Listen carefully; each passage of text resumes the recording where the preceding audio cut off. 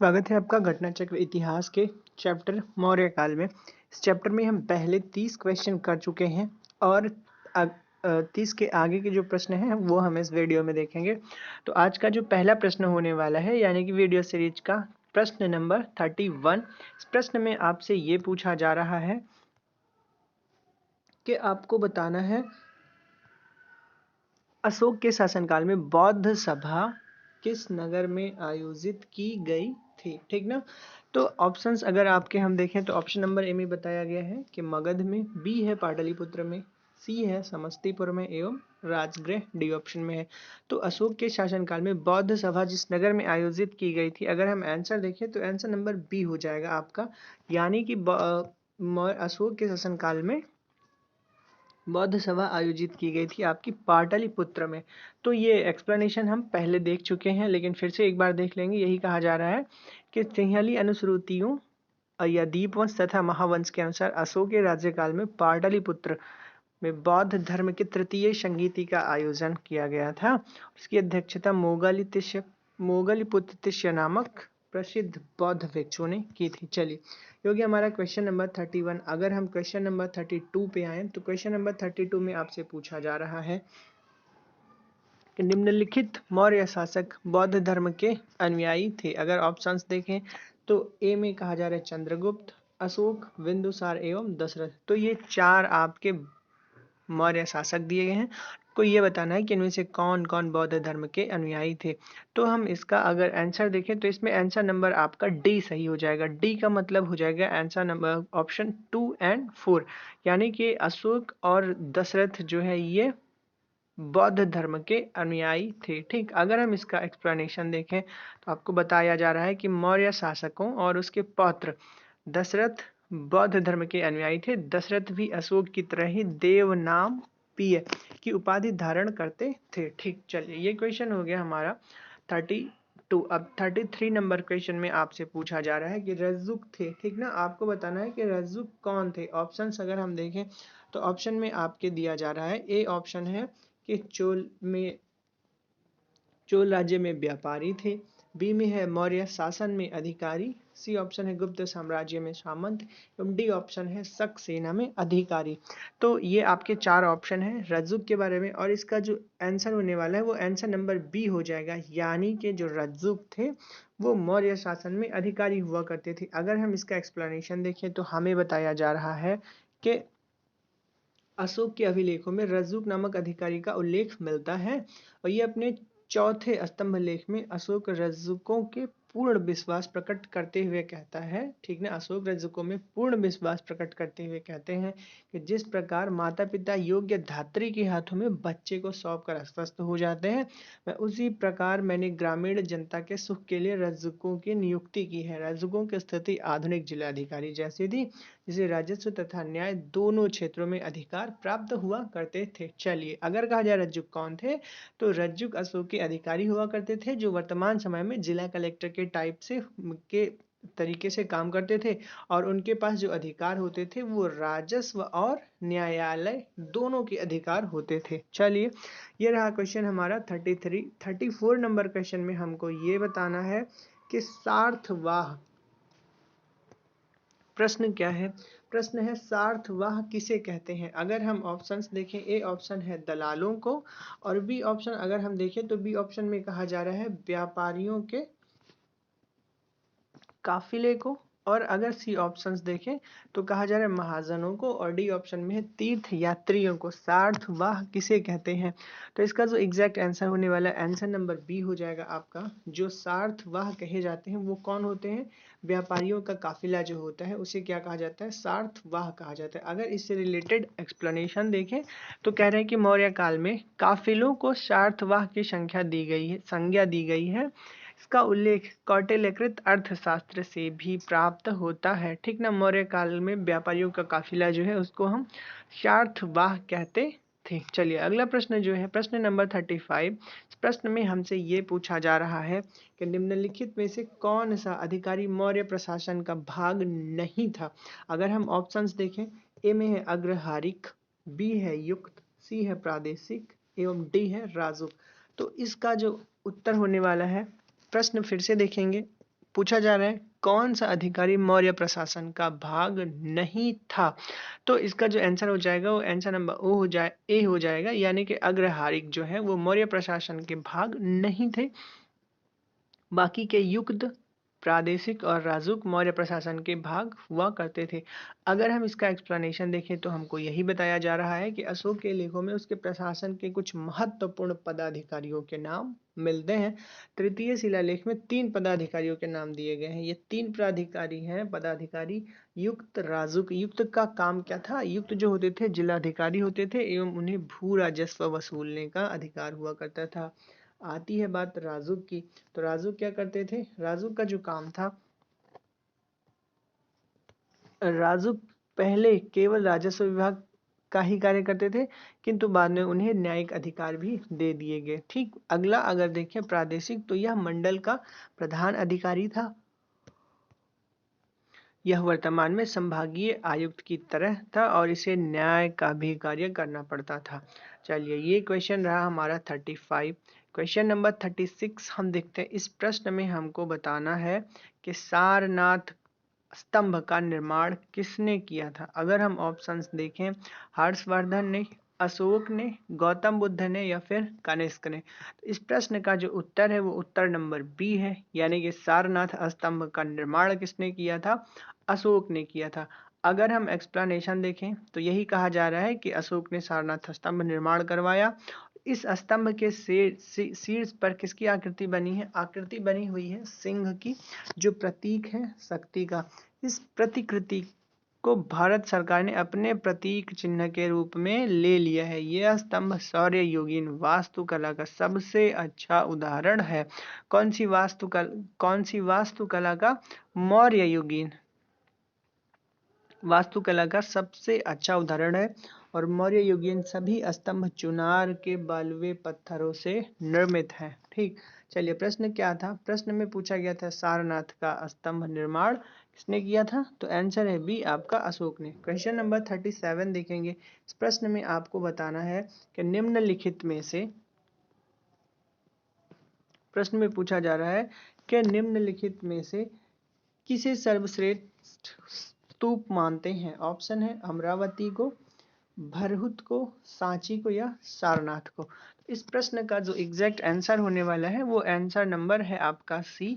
सर्वश्रेष्ठ स्तूप जो माना जाता है वो सांची को माना जाता है। अगर हम एक्सप्लेनेशन देखें तो कहा जा रहा है स्थापत्य कला के दृष्टिकोण से सांची के स्तूप को सर्वश्रेष्ठ माना गया है। किसको? सांची के स्तूप को सर्वश्रेष्ठ माना गया है। मध्य प्रदेश के रायसेन जिले में स्थित है। उसका निर्माण जो है अशोक ने करवाया था। किसके? सांची के स्तूप का। और प्रारंभिक काल में 3री शताब्दी ईसा पूर्व था। ठीक ना, स्तूप का जो आरंभिक काल था वो 3री शताब्दी ईसा पूर्व था। अतः जो विकल्प सी है वो सही उत्तर है। सतना जिले में स्थित है। इसकी तिथि 2री शताब्दी ईसा पूर्व के लगभग है। और सांची तथा भरहुप स्तूपों की खोज अलेक्जेंडर कनिंघम ने की थी। और अमरावती का स्तूप जो है वो आंध्र प्रदेश के गुंटूर जिले के कृष्णा नदी के दाहिने तट पर स्थित है। ठीक है ना। अगर पूछा जाए कि अमरावती का जो स्तूप है कौन सा, अमरावती का स्तूप जो है वो कहाँ है? आंध्र प्रदेश के गुंटूर जिले में कृष्णा नदी के दाहिने तट पर। और कर्नल कॉलिन मैकेंजी ने 1797 ईस्वी में अमरावती के स्तूप का निर्माण करवाया था। सारनाथ का धमेक स्तूप जो है वो गुप्तकालीन है, जो बिना आधार के समतल भूमि पर बना है। तो ये रहा एक्सप्लेनेशन आपके सारे जितने स्तूप दिए गए, अमरावती, भरहुत, सांची और सारनाथ। लेकिन इसका जो आंसर होने वाला है वो आंसर नंबर हो जाएगा आपका सी की सर्वश्रेष्ठ स्तूप जो माना गया है वो सांची के स्तूप को माना गया है। क्वेश्चन नंबर 38 अगर हम देखें तो इस प्रश्न में आपको ये बताना है कि सांची का स्तूप किस शासक ने बनवाया था। ठीक, अगर हम ऑप्शंस देखें, ऑप्शन नंबर ए में आपसे कहा गया है कि बिंबिसार ने, बी है अशोक ने, हर्षवर्धन एवं पुष्यमित्र ने। तो इस प्रश्न का जो आंसर होने वाला है, सांची के स्तूप का निर्माण करवाया था अशोक ने। ठीक, अगर हमने इसका एक्सप्लेनेशन हम पहले ही देख चुके हैं कि सर्वश्रेष्ठ माना जाता है और रायसेन मध्य प्रदेश में है स्थित सांची का स्तूप अशोक ने करवाया था। और स्तूप का आरंभिक काल जो था 3री शताब्दी ईसा पूर्व के पास था। चलिए अगला प्रश्न देखते हैं, 39 नंबर प्रश्न है और इस प्रश्न में आपको ये बताना है कि सांची का स्तूप किसने बनवाया था। ठीक ना, ऑप्शन सी हमने कर लिया है क्वेश्चन। सांची के स्तूप को बनवाया है अशोक ने और इससे संबंधित व्याख्या भी हम देख चुके हैं। प्रश्न अगला देखते हैं, इसमें हमें क्या करना है, सूची 1 को सूची 2 से मिलान करना है, यानी कि कूट वाले प्रश्न हैं। एक में स्थान दिया गया है और दूसरे में स्मारक या फिर वो स्मारक की जगह पे जो उसके भग्नावशेष बचे हैं वो दिए गए हैं। अगर हम देखें ए बी सी डी करके दिया गया है। ए में है कौशाम्बी, बी में है कुशीनगर और सी में है आपका सारनाथ और डी में है श्रावस्ती। तो हमें ये बताना है कि कौन सा स्तूप कहाँ पे स्थित है। धमेक स्तूप, घोसीताराम मठ, राणा भर स्तूप एवं सहित महेत। तब हम इसका अगर एग्जैक्ट पेयर देखें तो कौशाम्बी में जो स्थित है वो क्या स्थित है, कौशाम्बी में स्थित है आपका घोसीताराम मठ, कुशीनगर में स्थित है राणा भर स्तूप, सारनाथ में धमेक स्तूप स्थित है और जो अंत में बचा आपका श्रावस्ती में आपका सहित महेत हो जाएगा। तो ये था प्रश्न आपका 40 नंबर का। और 41 प्रश्न हम देखते हैं। ये कहा गया है इसमें कि तीर्थ यात्रा के समय सम्राट अशोक निम्नलिखित स्थानों पर गए, उन्होंने किस मार्ग का अनुगमन किया। ठीक है ना, किस मार्ग से सम्राट अशोक तीर्थ यात्रा के लिए गए थे। अगर ऑप्शंस देखें आपको 5-6 स्थान दिए गए हैं और इन्हें आपको सीक्वेंस में अरेंज करना है।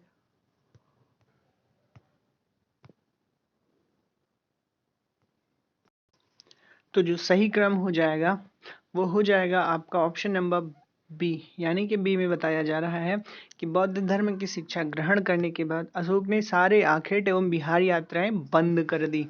ठीक है, और उसके बाद उन्होंने शुरू कर दी धार्मिक यात्राएं, धर्म यात्राएं आरंभ कर दी।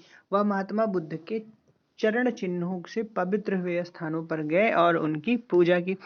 अब देखेंगे क्रम जो है, सर्वप्रथम वो गए बोध गया या फिर गया, फिर उसके बाद कुशीनगर, लुम्बिनी, कपिलवस्तु, सारनाथ तथा श्रावस्ती। तो जो क्रम है वो क्रम हम देखेंगे क्या है, गया, कुशीनगर, लुम्बिनी, कपिलवस्तु, सारनाथ, श्रावस्ती। ठीक है, गया, कुशीनगर, लुम्बिनी, कपिलवस्तु, सारनाथ, श्रावस्ती।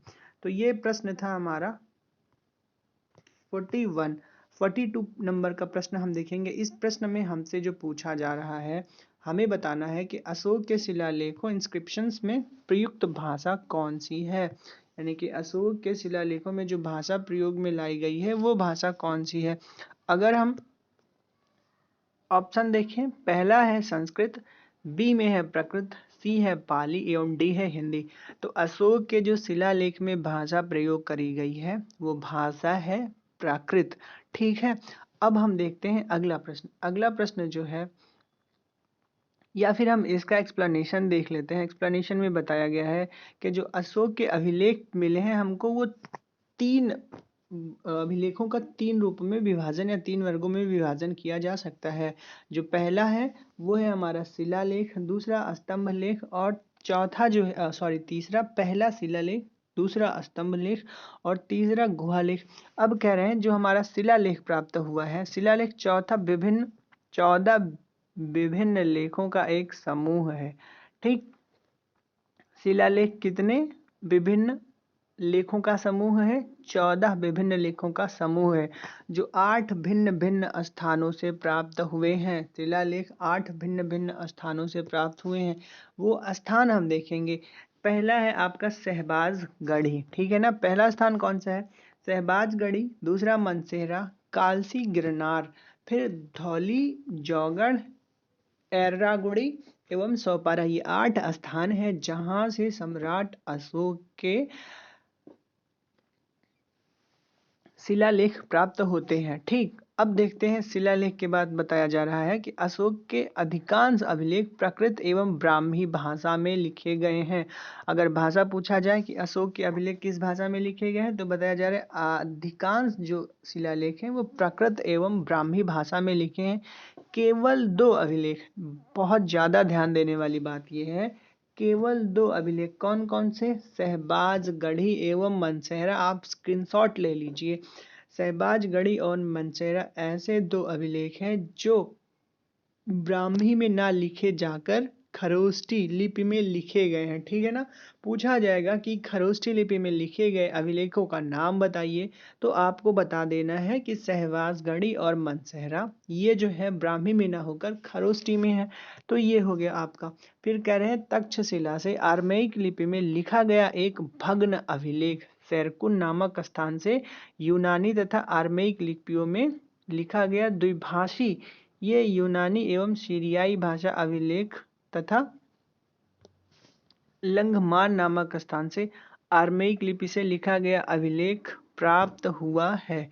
ठीक है, इस ऑप्शन में फिर से हम देखेंगे क्या कहा जा रहा है। कह रहे हैं कि तक्षशिला से आर्मेयिक लिपि में लिखा गया एक भग्न अभिलेख सेरकुन नामक स्थान से यूनानी तथा आर्मेयिक लिपियों में लिखा गया है। चलिए, ये प्रश्न रहा हमारा 43 प्रश्न में हम देखेंगे। इस प्रश्न में हमसे जो पूछा जा रहा है, इस प्रश्न में कहा जा रहा है कि निम्नलिखित में से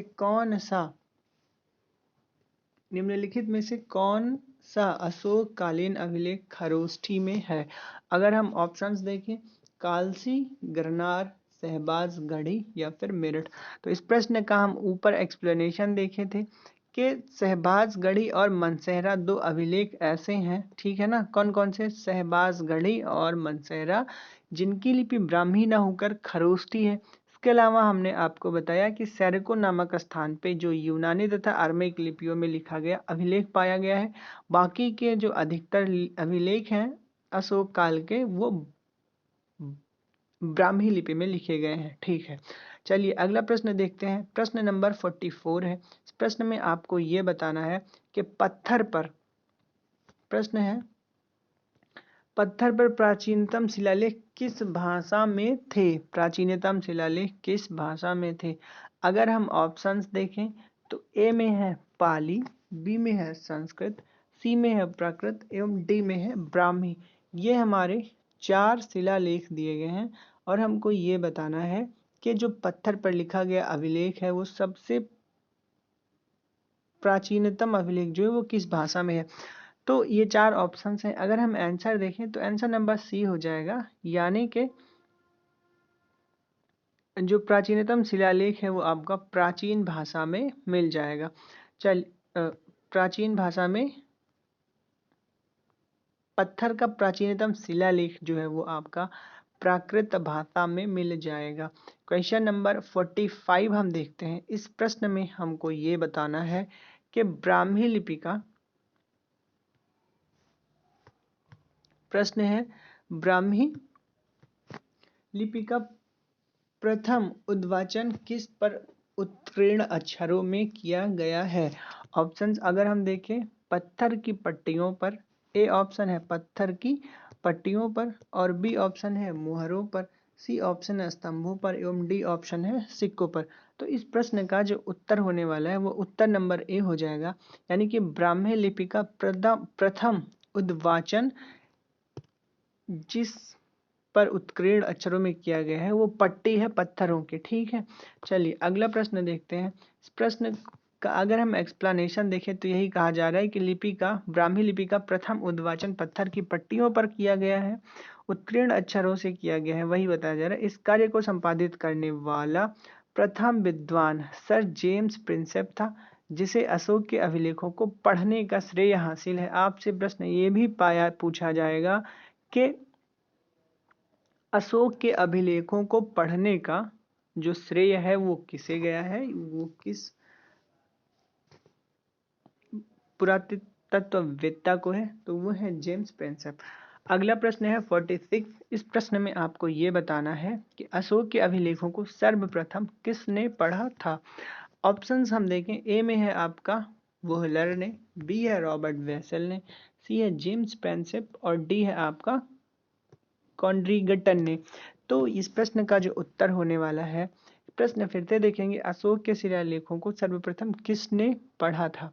तो इस प्रश्न का उत्तर हो जाएगा सी, प्रिंसेप। ये ठीक अभी पहला वाला प्रश्न था कि जेम्स प्रिंसेप को अशोक के अभिलेखों को पढ़ने का श्रेय गया है। चलिए क्वेश्चन नंबर नेक्स्ट देखते हैं। 47 नंबर जो है इसमें आपको ये बताना है कि अशोक के अभिलेखों में को सर्वप्रथम किसने पढ़ा? तो वही सेम प्रश्न है, जेम्स प्रिंसेप ने अशोक के अभिलेखों को सर्वप्रथम पढ़ा था।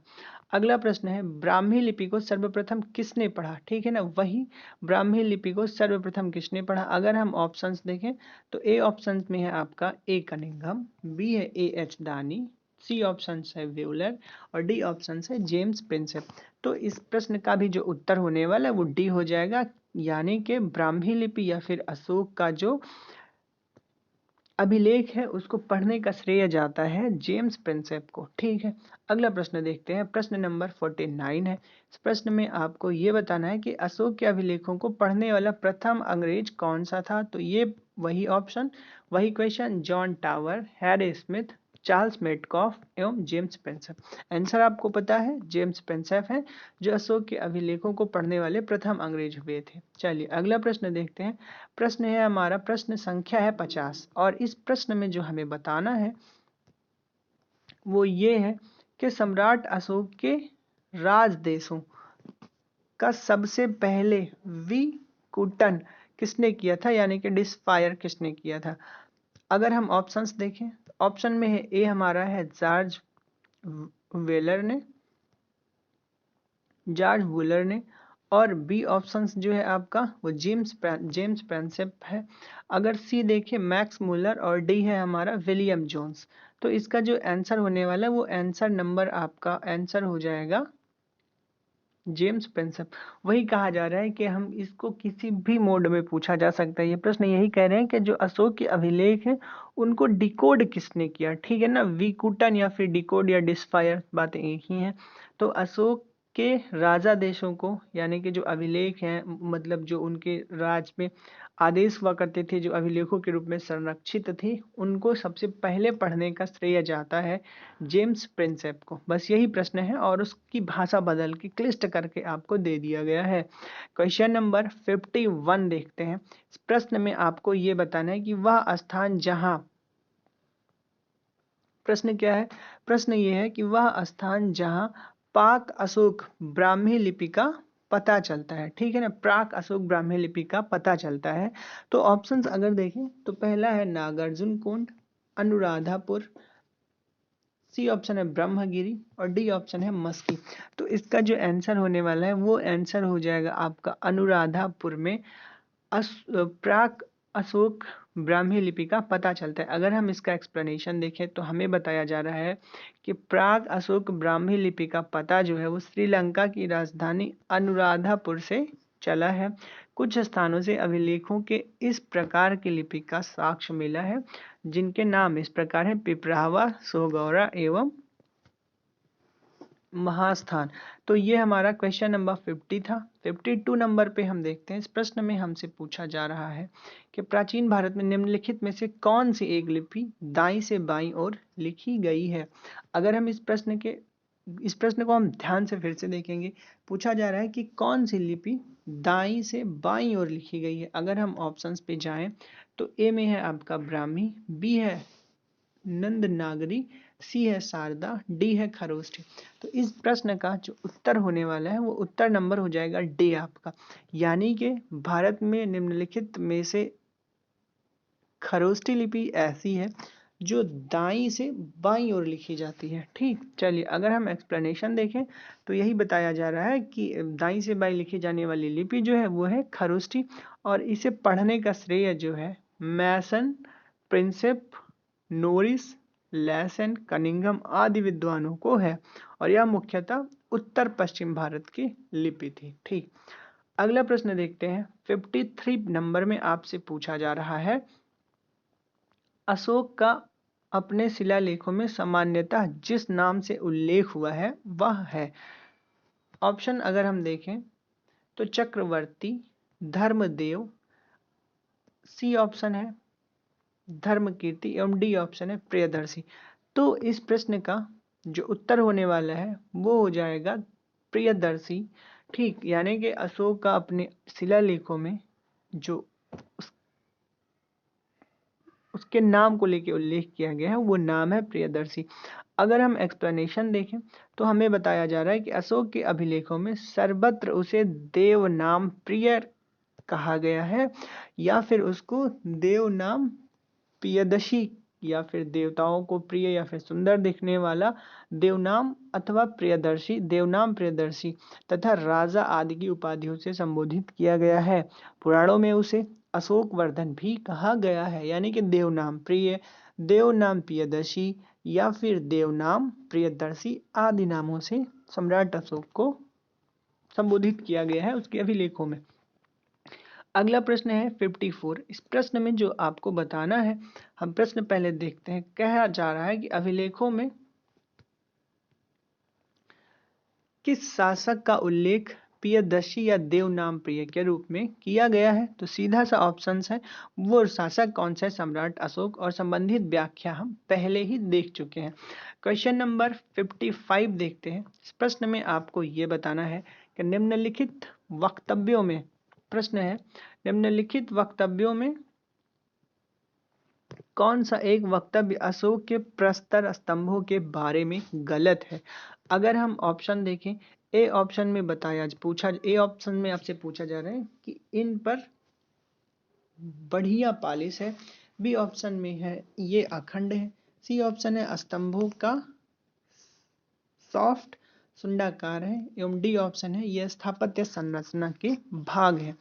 तो ये 4 प्रश्न दिए गए हैं आपको, और इसका जो एग्जैक्ट आंसर होने वाला प्रश्न है, निम्नलिखित वक्तव्यों में कौन सा एक वक्तव्य अशोक के प्रस्तर स्तंभों के बारे में गलत है? ठीक ना। तो इसका जो एग्जैक्ट आंसर होने वाला वो डी हो जाएगा, यानी कि जो ये स्थापत्य संरचना के भाग हैं, ये स्थापत्य संरचना के भाग नहीं है। बाकी तीनों ऑप्शन जो हैं वो सही है, इन पर बढ़िया पॉलिश है, ये भी सही है, और ये अखंड है, यानी कि इनका पूरे के पूरे बगैर किसी भी जोड़ के ये हैं जो शिलालेख हैं, और स्तंभों का जो सॉफ्ट है वो सुंडाकार है। अब हम अगर इसका एक्सप्लेनेशन देखें तो यही बताया जा रहा है कि स्थापत्य संरचना के भाग नहीं है, बल्कि ये पृथक रचनाएं हैं। ठीक है ना, बल्कि ये क्या है, ये पृथक रचनाएं हैं। अन्य तीनों प्रश्न कथन अशोक के स्तंभों के बारे में सही है। अब अगला प्रश्न हम देखेंगे। प्रश्न नंबर है हमारा 56, और इस प्रश्न में हमसे पूछा जा रहा है कि निम्नलिखित में से किस एक अभिलेख में अशोक के व्यक्तिगत नाम का उल्लेख मिलता है? अगर हम ऑप्शंस देखें, ए में है आपका कालसी, बी है रुमनदेई, सी है विशिष्ट कलिंग राजाधीश एवं मस्की। प्रश्न में आपसे यही पूछा गया है कि व्यक्तिगत नाम बताइए अशोक का। तो अगर हम उत्तर देखें तो उत्तर हो जाएगा डी। ठीक है ना, डी जो अभिलेख है इसमें अशोक के व्यक्तिगत नाम का उल्लेख मिलता है। और हम एक्सप्लेनेशन देखें तो हमें यह कहा जा रहा है कि मुख्यतः हमें उसके अभिलेखों से ज्ञात होता है। ठीक है ना, अशोक का इतिहास जो है वो उसके नाम से ही ज्ञात होता है, और उसके अभी तक 40 से अधिक अभिलेख प्राप्त हो चुके हैं, जिसमें मस्की, गुर्जरा, नेत्तूर, उडेगोलम के लेखों में अशोक का व्यक्तिगत नाम भी मिलता है। तो ये प्रश्न रहा आपका 56। अब 56 के बाद आगे के प्रश्न हम देखें। प्रश्न संख्या जो है हमारी 57, इसमें हमको ये बताना है कि निम्नलिखित प्रश्न है 57, निम्नलिखित अभिलेखों में से किस लेख में अशोक का नाम उल्लिखित है? अगर हम इसके ऑप्शंस पे जाएं तो ऑप्शन जो है ए है आपका भ्राबू अभिलेख, बी है आपका 13वां शिलालेख, सी है रुमनदेई स्तंभ लेख, एवं डी है आपका मस्की का लघु शिलालेख। प्रश्न फिर से देखेंगे, अशोक के नाम का उल्लेख किस अभिलेख में है? ठीक है ना, प्रश्न सीधा सीधा पढ़े तो निम्नलिखित अभिलेखों में किस लेख में अशोक नाम का उल्लेख है, यानी कि किस अभिलेख में अशोक नाम का उल्लेख है? तो इसका जो उत्तर हो जाएगा वो उत्तर नंबर डी होगा, यानी कि जो मस्की का लघु शिलालेख है उस शिलालेख में अशोक के व्यक्तिगत नाम के बारे में बताया गया है। प्रश्न नंबर अगला देखें हम। इस प्रश्न में आपसे पूछा जा रहा है कि निम्नलिखित अभिलेखों में से किसमें अशोक का नामोल्लेख हुआ है? ऑप्शंस है गुर्जरा में, अरोरा में, ब्रह्मगिरी और सारनाथ। तो इसका जो आंसर हो जाएगा वो आंसर है आपका गुर्जरा में। ठीक है ना, हमने आपको पहले ही बता दिया था कि कि मस्की और गुर्जरा, नित्तूर एवं उडेगोलम, 4 जगह आपको देखनी है, 4 अभिलेख देखने हैं। मस्की, गुर्जरा, नित्तूर, उडेगोलम लेखों में अशोक के व्यक्तिगत नाम का उल्लेख किया गया है। क्वेश्चन नंबर 58 के बाद क्वेश्चन नंबर 59 हम देखते हैं। क्वेश्चन नंबर जो 59 है आपका, इस प्रश्न में पूछा जा रहा है कि अशोक का जो रुमनदेई अभिलेख है, कौन सा अभिलेख? अशोक का रुमनदेई अभिलेख स्तंभ संबंधित है। अगर ऑप्शंस देखें, ए में कहा जा रहा है बुद्ध के जन्म से, बी में कहा जा रहा है बुद्ध के ज्ञान प्राप्ति से, बुद्ध के प्रथम उपदेश से एवं बुद्ध के शरीर त्याग से। तो रुमनदेई अभिलेख मोस्ट इंपॉर्टेंट क्वेश्चन आते हैं हर परीक्षाओं में, तो केयरफुली हमको देखना है कि रुमनदेई अभिलेख जो संबंधित है वो संबंधित है बुद्ध के जन्म से। अब हम इसका अगर एक्सप्लेनेशन देखेंगे तो हमें बताया जा रहा है कि अशोक के राज्याभिषेक के 20वें वर्ष लुम्बिनी की यात्रा की, ठीक है ना। अशोक ने अपने राज्याभिषेक के 20वें वर्ष कहाँ की यात्रा करी? लुम्बिनी की यात्रा की। और यहाँ एक शिला स्तंभ जिसका नाम है रुमनदेई लघु स्तंभ लेख स्थापित किया, ठीक है ना। अशोक ने अपने राज्याभिषेक के 20वें वर्ष यात्रा करी लुम्बिनी की, और वहां पे एक शिला लेख स्थापित किया जिसका नाम था लुम्बिनी देई लघु स्तंभ लेख। और बुद्ध की जन्मभूमि होने के कारण लुम्बिनी ग्राम का धार्मिक कर भी माफ कर दिया तथा भू राजस्व 1/6 से घटाकर 1/8 कर दिया गया, ठीक है। तो सीधा सा प्रश्न था कि रुमनदेई अभिलेख जो है वो संबंधित है बुद्ध के जन्म से, और यहाँ की यात्रा की सम्राट अशोक ने अपने राज्याभिषेक के 20वें वर्ष बाद। और जब वो वहाँ पे गए तो वहाँ उन्होंने भू राजस्व कर जो था वो 1/6 से घटाकर 1/8 कर दिया, और वहाँ का जो धार्मिक कर था उसको भी माफ कर दिया। क्वेश्चन नंबर 60 देखते हैं। इस प्रश्न में आपको बताना है कि गुर्जरा लघु शिलालेख जिसमें अशोक का नामोल्लेख किया गया है कहाँ है, ठीक है ना। गुर्जरा शिलालेख कहाँ पे स्थित है हमको ये बताना है। अगर ऑप्शंस देखें, ऑप्शन नंबर ए है उत्तर प्रदेश के मिर्जापुर में, बी है मध्य प्रदेश के दतिया में, सी है राजस्थान के जयपुर जिले में, एवं डी है बिहार के चंपारण जिले में।